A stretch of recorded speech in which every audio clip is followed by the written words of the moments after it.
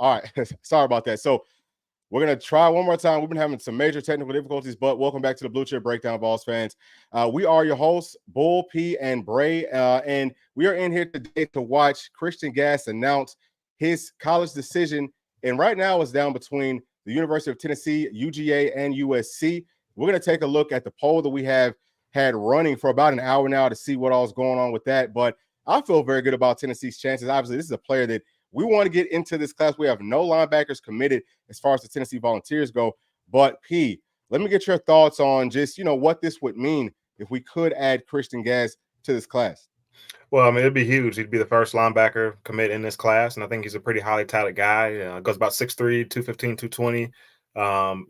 Pretty elite rusher off the edge as well. Got it. Could play that Leo position like you mentioned yesterday. And, he's a guy, man, flies around, shows good athleticism. You see the burst there.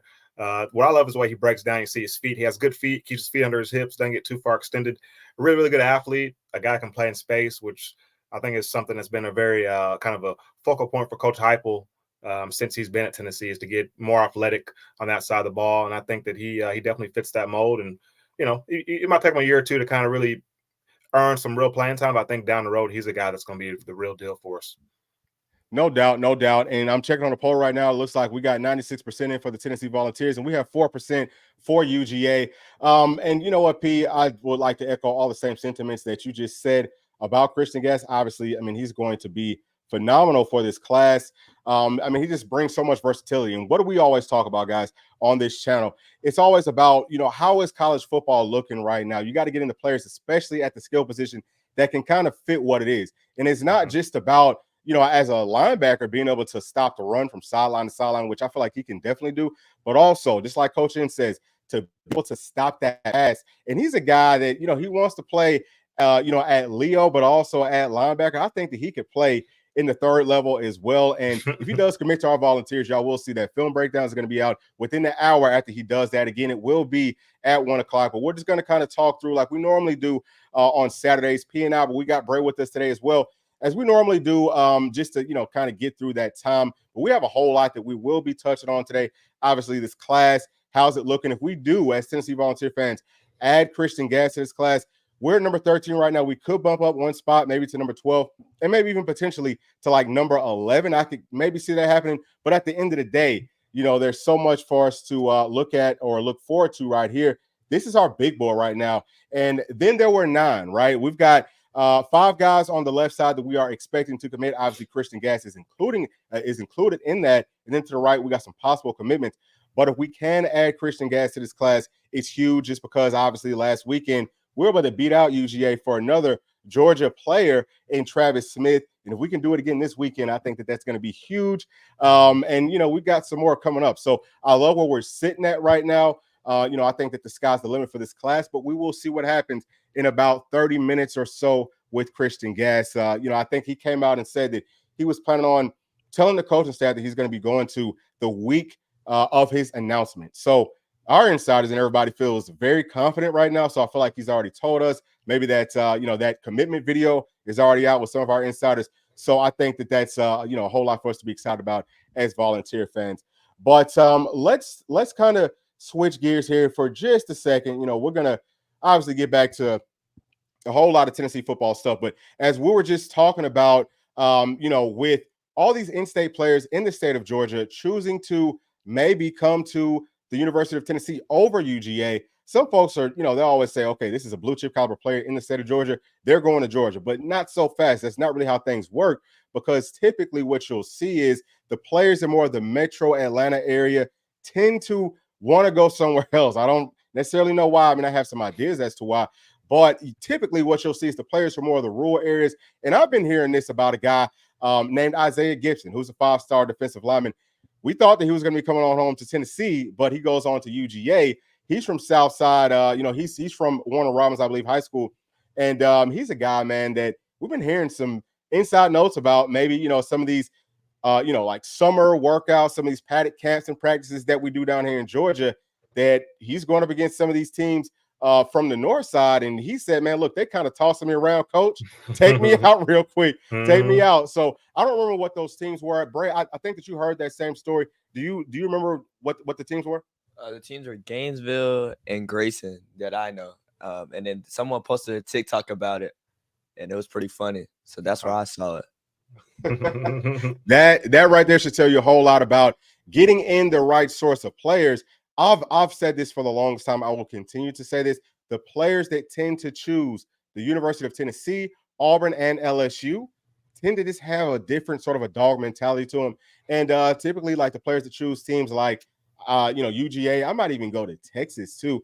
Typically, it's not all the time, but typically those guys are a little bit more front runners.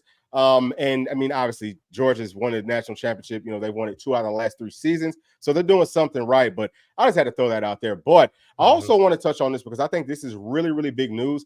That the state of Georgia used to allow players to get NIL in high school any sort of a way, but now what they've done is they've come out and said that you cannot get NIL if you're working directly with the college collective. That's a really big deal because who is that benefiting? I want to get y'all's thoughts on that, P. You let me know, who do you feel like that's going to benefit? Is it benefiting the student athletes? Is it the parents? Is it the college coaches? Is it the high school coaches? Who does that benefit? I mean, I don't really know. I mean, so they can't get NIL if they're in the state of Georgia as a high school player, correct? They can get NIL because you really can't limit any person from profiting off of their name, image, and likeness, but they cannot get it from a collective. That's the key word right there. It cannot come from a college collective. So let's, if you get to some critical thinking, where do you think all this is coming from? Shoot, I don't know, man. Sounds like UGA's paying those guys directly. I mean, I don't know. Is that even legal? Is that even legal? I mean, I guess there's not really any rule. Is there rules anymore? I mean, I don't know how it all works. Yeah, so I mean, as far as I understand, that is legal, right? Because states can kind of make their own laws with certain things as long as it doesn't interfere with the federal laws. And I mean, federal law says that, I mean, you can't prevent someone from making money off of their name, image, and likeness. So I think that it is legal from that standpoint. But I think that you also hit the nail right on the head. Basically, what we're talking about right here is obviously that's all about benefiting the University of Georgia because there's so much talent in this state. We talk about it all the time, especially with the highest 2 classifications.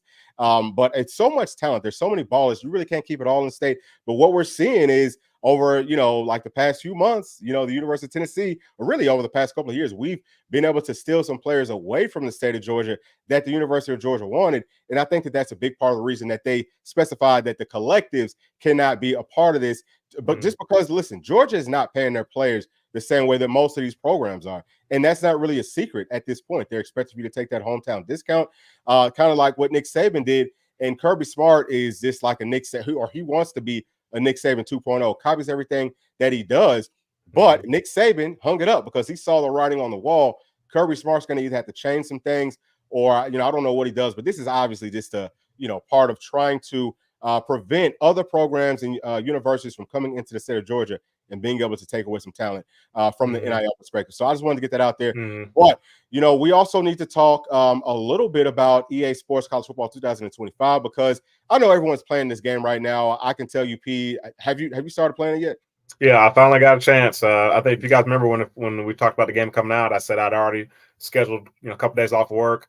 Yeah, I took those days off of work, but my son Kason, I mean, he's been hogging the sticks the whole time. So I've only gotten like 2 or 3 games under my belt, but yeah, it's been good fun, man. I'm loving it so far.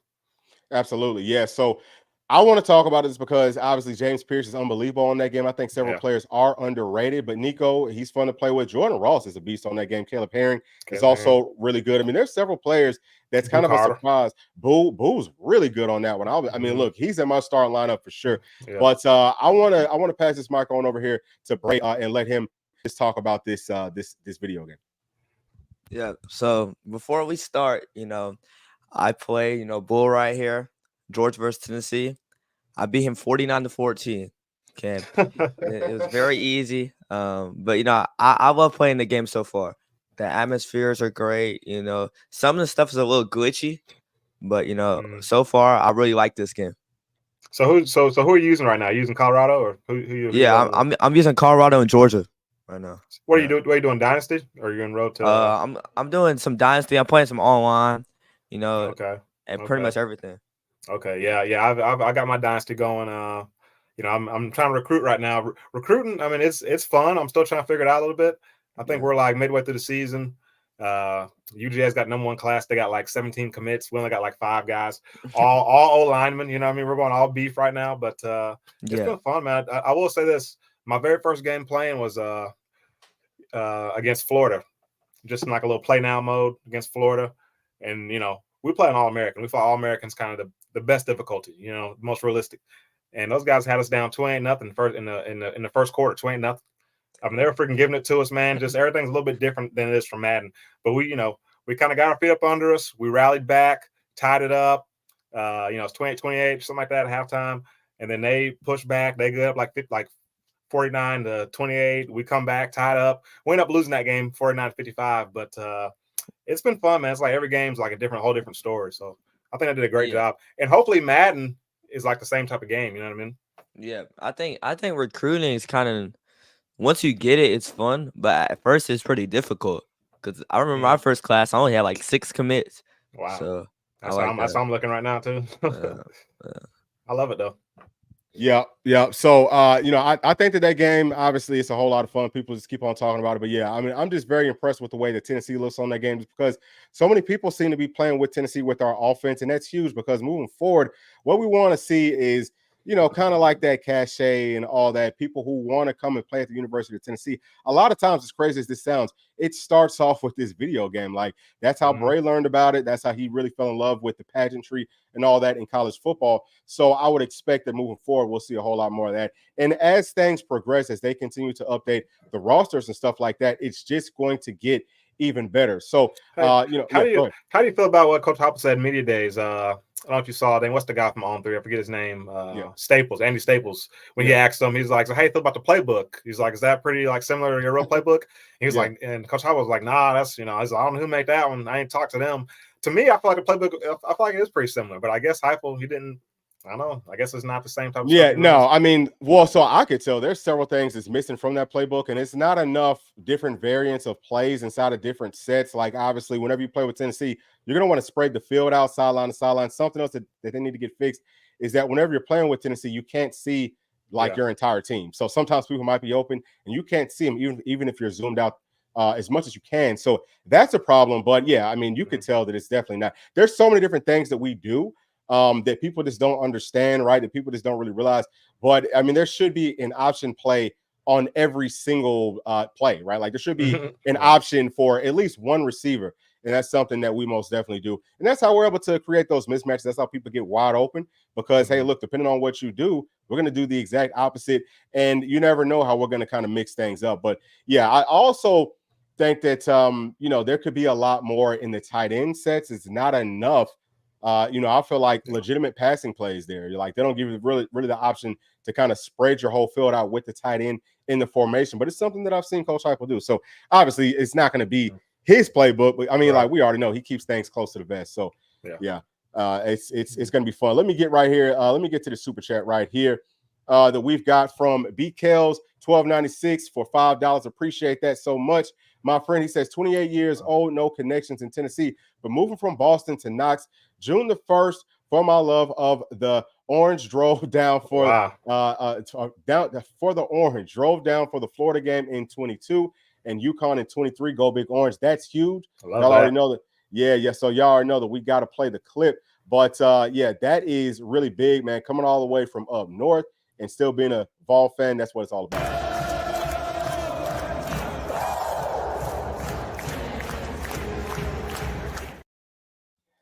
Hey, I would like to know what B. Kel's story is. Like, how's he a Vol fan if he has no Tennessee connections and he's up there from Boston? I would just like to know if he could comment. I'd like to hear that story. Yeah, absolutely. Yeah, so we'll be keeping a close eye out on that. We'll get to some more chats here in just a minute, but I'm feeling really good about all this.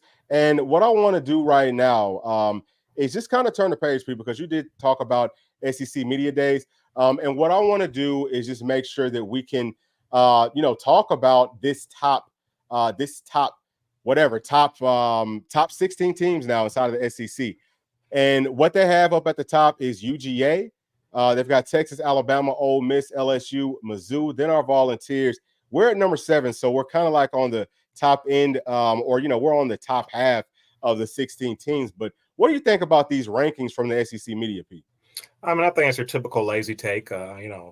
just going to, kind of pick the top teams that, that have kind of been the sexy teams this offseason. And then Mizzou's kind of been the media darling here for the, past 6 months or whatever. I think it's a lazy take, though.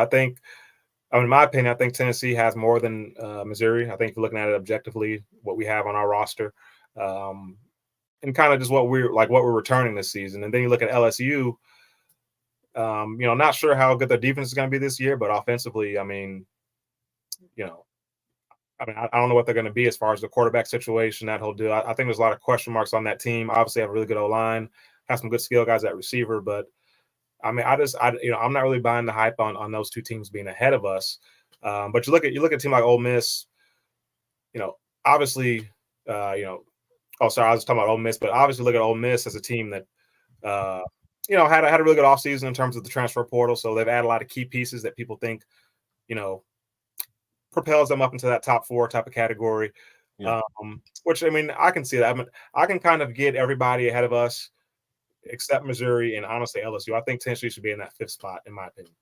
Okay, I absolutely love that. We're going to get to a super chat right here from a member of the channel. Thank you so much for your membership. And also, just really quickly, if you would like to become a member of this channel and help to support us, you can do that by clicking the join button just below this video. And I'm going to tell y'all right now, especially if y'all are people that like to put money on these games, you will be one of the most informed people, if not the most informed person whenever it comes to this stuff, because we are going to be breaking down our opponents week to week. We'll be talking about our team as well. And, we're going to not just do Tennessee stuff, but y'all will understand what's going on with the rest of the SEC specifically. And I think that we could do a little bit like national stuff as well. So just keep that in mind. And also the Cash App barcode or the Cash App QR code will be back up in the top right hand corner, but y'all can definitely scan that with your smartphone to help to donate to the channel. You can donate as little as $1.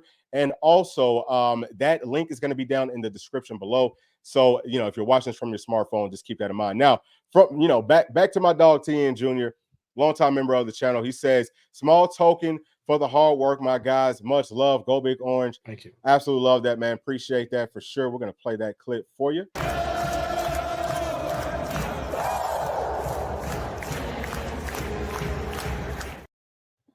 All right, so let's get right back into it. So, Bray, I would like to get your thoughts on this, just as far as the media's SEC rankings. Yeah, I think, preseason, I feel like they got it pretty right. I think LSU shouldn't be that high. I think Texas A&M's a little low.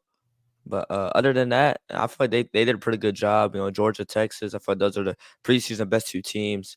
I don't know how Vandy got 2 votes. They do that every year for them. They get 1 or 2 votes every year. Yeah, well, that's stupid. Yeah. Yeah. Yeah. All right, so let me give y'all my thoughts on it, right?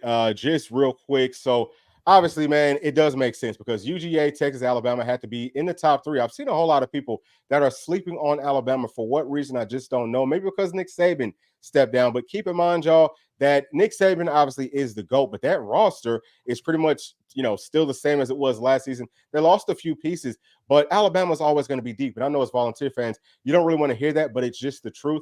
And I like their offense. Kalen DeBoer is a coach that's won everywhere that he's been. What does the offense look like moving forward with him at the helms? But also, the defense will probably take a step back. Watch their spring game. All of us have, several times. You can tell it's just not that same type of Saban sort of a defense, but the offense, might take 2 to 3 steps forward, where the defense might take a step or 2 back. We'll see. Because, again, most of those guys that are going to be playing understand what it's about with Coach Saban. He's still around, so maybe still has his handprints on things. I just wanted to point that out because too many people just tend to be counting Alabama out. That's not a team, I think, by any means, that you just say, hey, they have no shot this season. But obviously them at number 3 makes sense. Now, Ole Miss, with everything that they've brought in, clearly several players from the transfer portal, you got to love that. But how does it all come together? Pretty much what they've done is brought players in based off of money. So it's kind of like the super teams that we've seen being built in the NFL. Typically does not work well. I'll take you back to the Oakland Raiders, back when there were the Oakland Raiders with that guy, Namdi, and whoever else they had. They had a juggernaut team. Like, they were super loaded. And I don't think that they even made it to the playoffs, did they? I don't remember what year it was. Okay, yeah. So maybe they did make it to the playoffs, but they weren't. That they should have been a shoe-in to win the whole thing. And obviously, NFL to college football is a little bit different, but I just wanted to kind of point that out. I also feel like Ole Miss has a lighter schedule than some of these other SEC teams. And then, you talk about LSU. Yeah, I can kind of get it. But what is their defense going to do, right? I mean, their defense is going to have to take gigantic leaps forward. You have to anticipate that the offense can only go backwards from last season. The defense is going to have to step up, I think, 4 or 5 steps for them to be a real contender to be in this spot. So I don't believe in them. I'm not a big Brian Kelly fan. I just think that he tends to underperform with his rosters. That's just historically what he does. So I mean, I would not be surprised to see them finish a lot lower than that. And then, Mizzou, I think they've got a whole lot of good top end talent. What does the depth look like, right? I mean, yeah, they kind of handled us last year, but we're a totally different team. I think that this being, completely objective, I can understand why Tennessee is in this spot, but a lot of times whenever you talk to some of these analysts and stuff, what they have to say is, well, we think that this is where Tennessee will end up according to the media, but they have a really good team. Like, we understand the ins and outs. So as volunteer fans, you have to be excited about that. Bray, I also would have to agree with you. Texas A&M is going to be very good. They've got a great coach. They've already got a really good roster. So expect for them to make a real push. You know what I mean? It's a pretty tough schedule, but I think that they're going to surprise some teams, and I would not be shocked to see them upset some folks for sure. And I think, I was going to say too, another interesting point too. You kind of mentioned it, but you look at Missouri and LSU. I can't really speak for the top 4, but Missouri, LSU. Probably, I think LSU had number 1 O-line, so you give them that. But I'm not sure about Missouri's. But I know Tennessee, according to Cole Kublik, I think he had us as like number 3 or number 4 O-line and the number 1 D-line. So I think when people think about Tennessee, especially the media, they don't think about the trench play. But obviously, the trench play looks to be much improved this season. And of course, we know the skill position is going to be improved well. So I think when you look at those two things, I don't understand why the media isn't considering that and combining those two viewpoints and putting us as a much higher rate team. Absolutely. So I think that was a great point. That was a great segue for us to talk about the fronts, right? So this right here is our defensive line. Y'all can see a whole lot of bad boys out there, man. We are very deep right here. This is the deepest position group on this team. Every single one of these players, okay, I would say really every single one of them can contribute, but for the most part, about 98% of them are going to be real legitimate studs. And you have to love the depth, especially at defensive tackle. That's a place that it sounds like there's a good amount of depth in the SEC with, but whenever you couple it with what we have on the outside, it's crazy. From Leo to strong side DNP. I mean, let's talk about it here, right? I mean, obviously James Pierce, he's that dude, he's that guy. I've got him, man. What he had, I think, was it like 11 and a half sacks or something like that last season? It was somewhere in that ballpark. Yeah. I'm getting more than that. I mean, I have him potentially breaking records because you cannot block everybody on this line. You got on one side, I have anyway, Tyree Weathersby on the strong side. He's another one that he's going to be able to set that strong edge. He can get after the quarterback. I mean, there's a lot to be excited about here, but P, I'm going to let you kind of take it away and just give me your thoughts on what you see from this defensive line. Man, it's a long athletic group, man. You look at those Leos. I mean, every one of those guys is the same body type, same type of athleticism, same type of guy. I mean, they're all that prototypical rush edge, you know what I mean? And we got a team full of those guys. I think you look at the Leos and the strong side DNs. You look at Emmanuel Collier, you look at Kellen Lindstrom as two guys that probably won't give you much this season. But long-term, we like both those guys long-term. But I think you look at everybody else on that list has a chance to really have a breakout year. I mean, every single one of them. I'll talk about Caleb Herring as a guy that, to me, I think they got him up to 6'5", like 250 now. And to me, he looks good. He's athletic. He looked good in the spring game. I have him potentially leading his team in sacks, crazy as it sounds. I think the attention that James Pierce gets, we might have a package where we put, Caleb Herring over there opposite him or something like that. Or maybe Caleb Herring comes in for James Pierce and they think, oh, okay, a new guy's in. He gets single coverage, whatever. And he's gonna beat that guy every freaking time. So, and then you combine that with the strong side as well. This is a really, really dynamic group. Can't wait to see what Gardner and Tim Banks, what they do as far as packages. What if we did something crazy? Like we got James Pierce, Joshua Josephs, Caleb Herring, and Jordan Ross on the field at the same freaking time and say, hey, try and stop it. You can most definitely do it. Hey, listen, Rabbit's package is going to be phenomenal. You're talking about Jordan Ross. He's a guy that we feel like is going to be every bit as good as James Pierce, but we think that his ceiling is higher. I expect for him to play a lot this season. I just think that, honestly, we'll see what happens throughout fall camp, but I would say that he has to be right behind James Pierce as far as the best Leo on this team. But like you said, you still got Joshua Joseph, you still got Caleb Herring, and we'll see, will they give that second spot up very willingly? I don't think that they will. I mean, it's just so much depth on this team that, I mean, it's just ridiculous. I mean, Tyree West, Jason Jenkins, who everyone keeps on raving about, they can't stop talking about him. I mean, 6'6", 280 pounds, might be a little bit bigger than that right now. Dominic Bailey. I mean, you talked about Kellen Lindstrom. I mean, we like to rotate guys. So the front on defense is filthy. And P, let's talk a little bit more about the defensive tackles. Big O, obviously Bryson Easton. You love these guys. Omar Norman Lott. I mean, dude, he got up over 300 pounds. I think he's like 315 right now. So, I mean, and he's probably the twitchiest guy up front. But then you also got big Elijah Simmons, who might have been the best run stop and defensive tackle on this team coming back. You love what David Hobbs is going to be giving you in his second year. Typically, players take the biggest jump from year 1 to year 2. Jackson Moy coming from Stanford. I mean, dude, it's ridiculous. Nathan Robinson looked great in our orange and white game. So, and he's a big, tall, long, rangy guy. I mean, you have to be very, very excited about it. But let's move on a little bit. Let's talk some more about, okay, so this is the offensive line. We're going to stick with our fronts, okay? Number one, P, starting off at left tackle, we already know about James Hurd coming from LSU. Number one offensive lineman in his class. I think he's going to come in, maybe be the best offensive lineman on this entire team. He's going to be able to shut down that left tackle spot for you. Nico's blindside, so important. Then at left guard, who's it going to be, right? There's been a whole lot of questions, speculation off of, are we going to be fine right here? I think that we will be. And let me also just say this to everyone. We will, as soon as things get kicked up with Christian Gas, we will be tuning in to that, just waiting on that to happen. But we're going to carry y'all all the way up to it. But Sham Umarov, Andre Carrick, and I think potentially maybe Gage Ginther could work in right there. But Pete, what are your thoughts just on the left side of this offensive line? Well, yeah, and obviously you love Lance Hurd as your left tackle, plug and play guy. The depth behind him is, again, the question. Dane Davis is a guy that's versatile, can fill in multiple spots for you. And then you like the young guys there. Jesse Perry looked good. Heard a lot of good things about him from the spring. And then Trevor Duncan as well as a guy. You hear Austin Price and those guys talking about this looks like a prototypical tackle. I think he's up to 6'6", like 300 pounds, which he came in, I want to say, like 270 or 260. He's putting a lot of really good weight in the last year or so. And then, like I said, left guard's a big question. That's what everyone see. It could go a number of ways for me.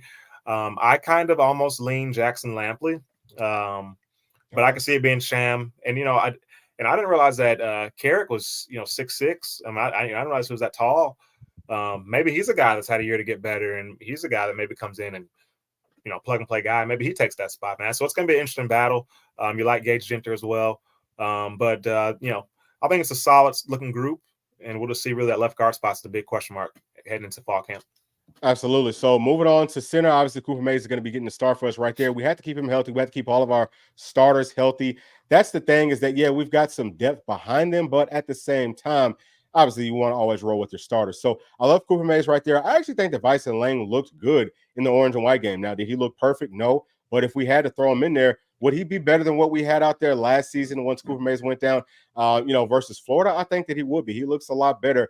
He's a lot further along than we were at the backup center position last season. But at the same time, you could put Dane Davis in there if you really absolutely had to. So I would love to see that. I also really like William Satterwhite as a true freshman. Max Anderson, he's going to come along. But those guys probably aren't ready just yet. But maybe by the midpoint way through the season, maybe they'll be ready. Now at right guard, obviously Spraggs comes in. I've got Jackson Lampley on this side and Aiden Bustle. We keep on forgetting about Aiden Bustle, but I think that we liked him the most coming out of that 2023 class. At least I did, out of all the offensive linemen. So he definitely has it.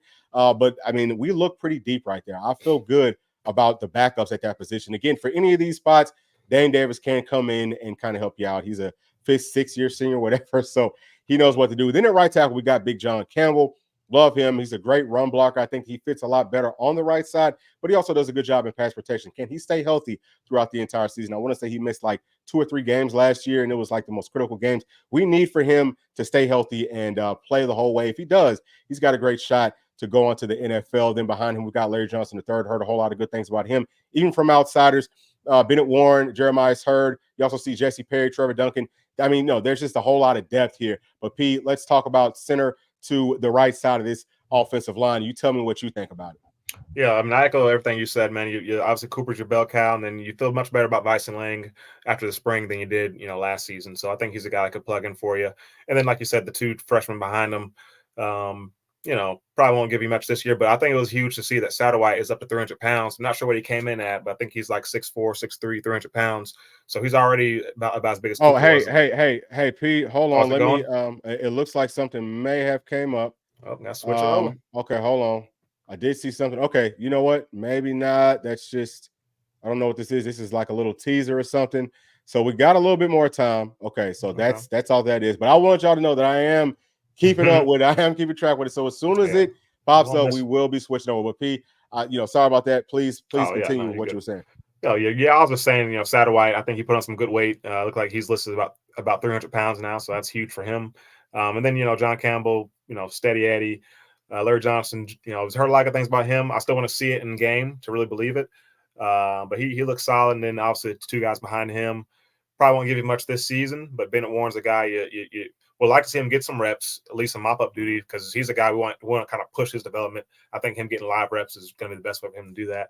And then Jeremiah's Hurd, I'm super high on him, potential, top 10 draft pick type of guy, which really, Bennett Warren is too, honestly. But love that side of the ball. And then there was something I wanted to say. I can't remember what it was about the guard position. But, that's what I was going to say. About if you look at the whole O-line, if you look at the two deep at each position, you feel really confident about those guys. So I think that just speaks to the depth that Heupel's built here on the O-line.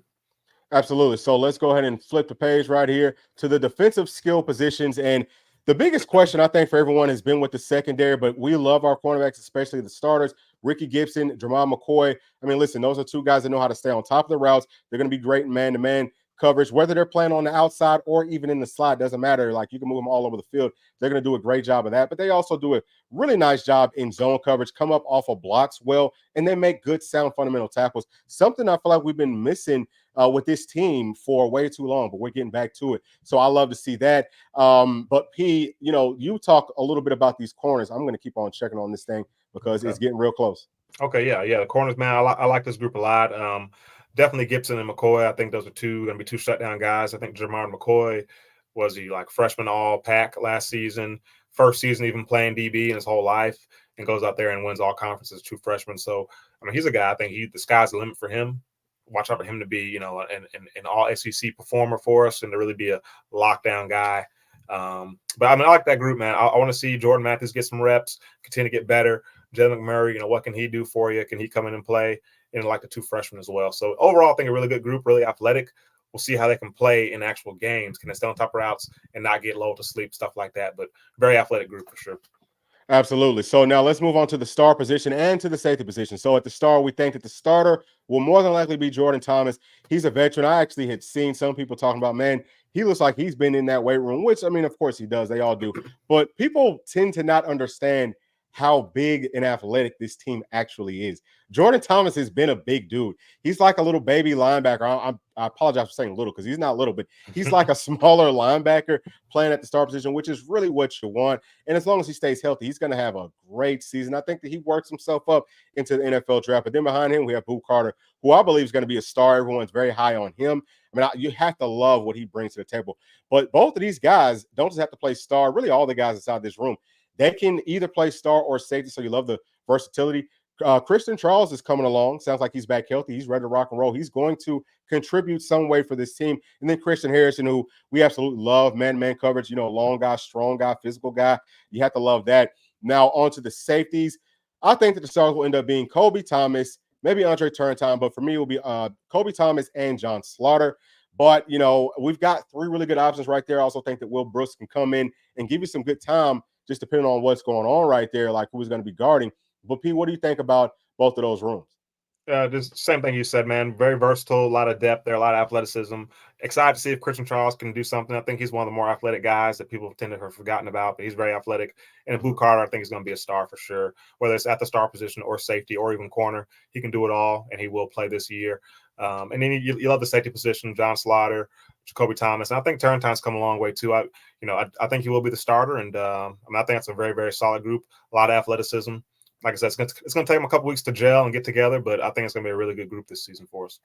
Yeah, it most definitely should be. Now let's talk about the linebackers, P. Obviously, Keenan Pili, man, finally, hopefully he's going to be healthy for an entire season for us. But if he is, he's automatically going to be one of the best linebackers in this league. People are just sleeping on him. 6'3", almost 6'4". He cut a little bit of weight. He got a little bit faster. He's down to like 242 right now. He was closer to 250. But sideline to sideline, sniffs things out. He's 25 years old, played a whole lot of football, understands what to do. He's got that grown man strength. He has great speed. I think he can get after the passer on blitzes, whether it's up the middle or off the edge. But also he's going to do a great job in pass coverage inside of those lanes, being in the right spots at the right depth, using that length to, interrupt those passing lanes from the quarterback. So I love him, and I'm very excited. A lot of folks keep on talking about James Pierce, but Keenan Pili, I think, is going to be on the same level as a playmaker on this team this season. Then next to him, I'm going to have Arion Carter. Pete, would you tell me if you differ on this? Arion Carter, who's a guy who came in a little bit heavy last year as a true freshman. We love this high school film. Extremely athletic. He has good size. He's down to 234 right now, so maybe he's playing a little bit faster. I think that's what it's all about, is playing with speed. But obviously, Jeremiah Thielander, Caleb Perry, two more guys that you absolutely love. Then Eli Purcell, the transfer from Walford. Love his film. He's more of a traditional like box linebacker, traditional Mike linebacker. Jalen Smith, Edwin Spillman's looked really good. And then we'll see what Jordan Burns does once he gets up on campus. But Pete, what do you think about that room? Yeah, love this room, man. Love Keenan Pili, man. He's one of my favorite guys on this whole team. I go back and watch that. Oh, wait a second. Hold on. Live? We live? No, you know what? It looks like something. You know what, y'all? I think that we might have missed it. No way. I don't know how we missed it because we've been looking this whole time. Let me see. No way. That was the video. Oh, so you know what? Okay, it was just a video. It wasn't a live. That's why. Okay, so hold on. Okay. All right, so we're gonna go ahead and play that for y'all, but we apologize. But that's what happened. So it wasn't live. He just did a video. But we're gonna go ahead and pull that up for y'all real quick. Let's pull this thing up for everybody so that we can watch it. You gotta click on his page. Click on what? Okay. Hold on 1 second. We're about to get it right. Oh, there we go. There it is right there. Yep. Yeah. So you can pretty much already see it, but we are about to give us just a second because we're about to go to it right here, right now, and see. And is this one right here, bro? Yeah. Okay. All right. So we're gonna pull it back up, and we're gonna go ahead and let it roll. Oh, you got to click the little sound right there in the. Tennessee wants him, USC wants him. Only, and I believe this will be his second year of playing linebacker. Yes, take it back to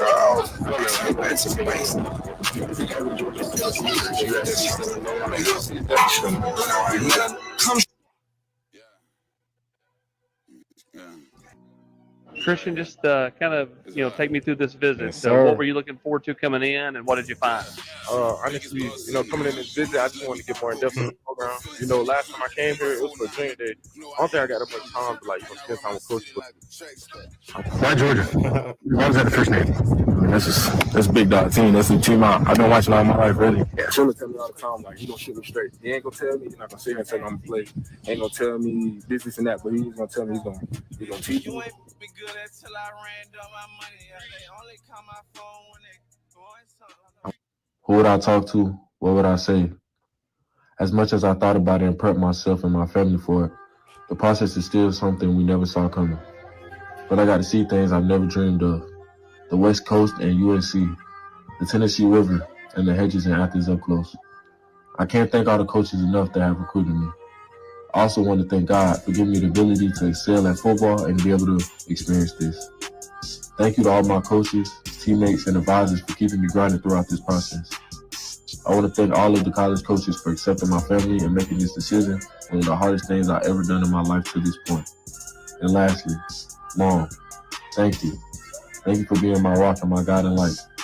I love you to the moon and back, but this is step one.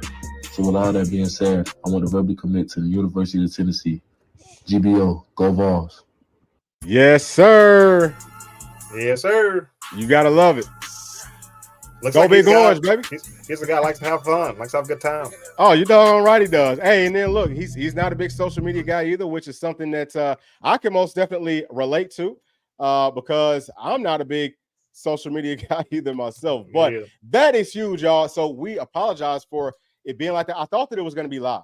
right? So that's what we're thinking. And we did kind of pull it up. We saw, okay, something's posted here. I probably should have went ahead and watched it. But, man, that is a huge pickup for our Volunteers. Obviously, man, we talked about it before with the way the college football is set up today. What you need is a player that playing that linebacker that can do a lot of different things. But for us, we're talking about a guy that can play inside of the box, sideline to sideline, beautiful in run support, but also phenomenal in pass coverage. He's an incredible athlete. This is a guy that, I mean, in and out of his transitions, it's safety level, right? And then, getting to the point of contact, being able to beat blockers with speed and with strength, it's on the higher end of linebackers, but he can also come off the edge. His first step is like a James Pierce, is like a Jordan Ross. So this is a big one. We got to get right here to my dog Papa T with a super chat. Appreciate that so much, Papa T. And he says, Bull Tennessee got another one. And he says, CG, Nico, the wide receiver, tight end, running back, and O-line groups will be solid. The D's front seven will be a beast. The secondary will be solid. 11-1 record and playoff bid. It's the year of the Volunteers. Go Big Orange. Peace. Thank you so much for that. We definitely appreciate that from Papa T.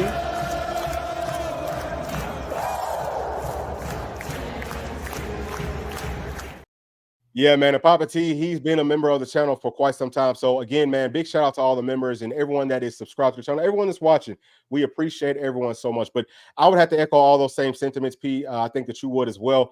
I mean, this team, we're building it up the right way. It's another big win over them Dogs, baby. Yeah. But P, talk to us about what this pickup means to this team. It's another huge pick, like you just talked about, man. We see we're in a lot of recruiting battles with Georgia, which when you're recruiting battle with top team in the country, that's obviously a good sign, right? We're going after the right types of guys. Let's see if we can win our fair share of these battles. We've won a couple of them. Let's see if we win a few more down the road here. But, man, you hit the nail on the head, man. Christian Gass, super athletic. I think I heard something yesterday. He ran like 11.5 in the 100-meter as a sophomore, which, I mean, that's moving. I mean, when you're getting down close to that, 11.0, 10.9 type range, you're really moving. So 11.5 as a sophomore. A guy that's kind of big, 6'2.5", 6'3", 225, 230. Like I said, can rush the passer, can cover, can play in space. I mean, just another dog that we're getting to kind of add to that room. And Coach Inge, I think, is going to be a great fit for him. So, I mean, I'm excited, man. Another great piece. We're building this thing up the right way.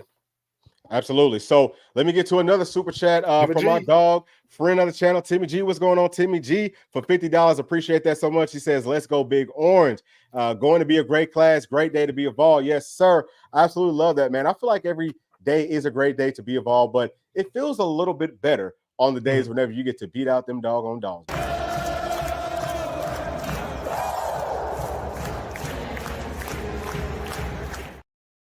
Thank you so much. That is huge. But yeah, so I would have to echo all those same sentiments, P. Just like you said, man. 6'2". Actually, let's see if things have been updated yet. Okay, looks like they have been. So we're actually going to pull up his profile right here with On3, and we're going to kind of just go through that here real quick for everyone that would like to see it and just kind of enjoy this moment with our Volunteers. So right here, okay, we have Christian Gass. He is listed at 6'2.5", about 6'3", 220 pounds, and he's from Covington, Georgia. Obviously, we're able to beat out Georgia and USC, several other programs. Let's take a look at all the teams that actually offered them, and you can see right here, man. I mean, it's like a who's who of who's offering. Alabama's in that mix. Whole bunch of high caliber programs wanted this young man. And just really can't understate how big of a pickup it is. I think that he's underrated. I'm going to say that right here, right now. I think that he is underrated, even though he is highly rated with On3. I think maybe Rivals.com or is it 24/7 Sports? They have him a little bit lower. So they're just wrong on that. We've got another super chat that we're going to get to right here. And this is coming from Ricky Stifler for $9.99. Thank you so much. And Ricky asked, are we back? And before we get to are we back, we got to play the clip.